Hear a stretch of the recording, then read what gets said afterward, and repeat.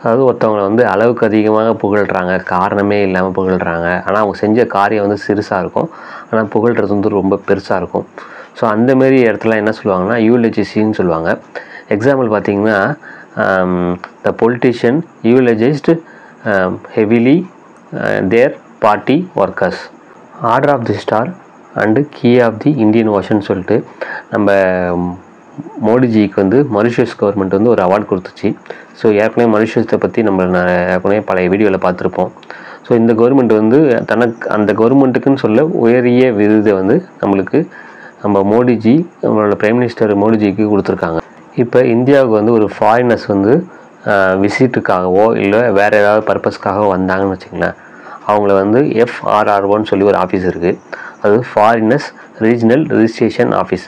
So அந்த ஆஃபீஸில் வந்து அவங்க கண்டிப்பாக வந்து ரெஜிஸ்டர் பண்ணிக்கிட்டு தான் வந்து இந்தியா முழுக்க வந்து சுற்றி பார்க்குறதோ இல்லை வேறு ஏதாவது பர்பஸ்க்கோ வர்றதோ கண்டிப்பாக இருக்கணும்.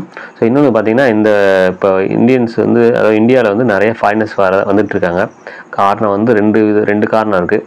ஒன்று டூரிசத்துக்காக, ஸோ இன்னொன்று பார்த்திங்கன்னா அதாவது மெடிக்கல் டூரிஸ்ட்டுக்காக நிறையா வராங்க. அதாவது நம்ம இந்தியாவிலையும் பார்த்திங்கன்னா அவங்க நாட்டில் ட்ரீட்மெண்ட் இருக்குது, ஆனால் அது காஸ்ட்லியாக இருக்குது, இல்லை அவங்களால அதை அக்சஸ் பண்ண முடியாத காரணத்தால் இந்தியாவுக்கு மெடிக்கல் டூரிசம் மூலமாக வராங்க, டூரிஸ்ட் மூலமாக வராங்க. அது இல்லாமல் கொஞ்சம் வேலைக்காகவும் இந்தியாவை நோக்கி அயல்நாட்டவர்கள் வந்து வந்துட்டுருக்காங்க. ஸோ எல்லாருக்குமே தெரியும் பிருந்தாவன் சொல்லி.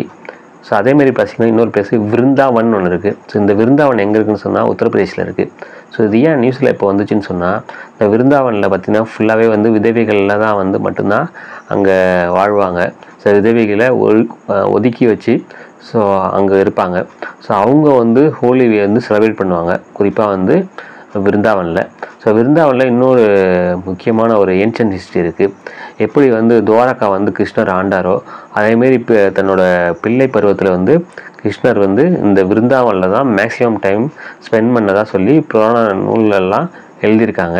ஸோ பிருந்தாவனும் முக்கியம், அதேமாதிரி விருந்தாவனும் முக்கியம், அதுக்கப்புறம் துவாரகாவும் முக்கியம். ஏன்னா துவாரகா வந்து குஜராத்தில் இருக்குது, விருந்தாவன் வந்து உத்தரப்பிரதேசில் இருக்குது.